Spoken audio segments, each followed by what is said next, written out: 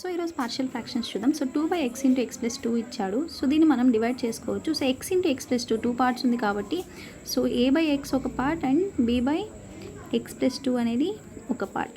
So 2/x into x plus 2 దీన్ని LCM చేద్దాం.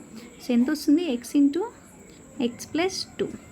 So ఇక్కడ x ఉంది కాబట్టి ఏని ఇంటూ మల్టిప్లై చేస్తాం. సో x ప్లస్ 2 లేదా క్రాస్ మల్టిప్లికేషన్ అనమాట. a into x plus 2 plus b into x by x into x plus 2. So x into x plus 2 x into x plus 2 cancel అవుతుంది.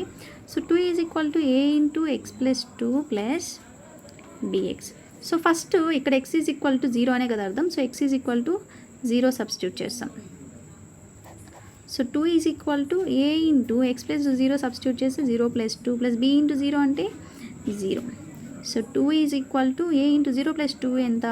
2 plus 0. So 0 ఉన్న ఒకటే లేకపోయినా ఒకటే. So 2 1 జా 2 1 జా. So a is equal to ఎంత మనకి? 1.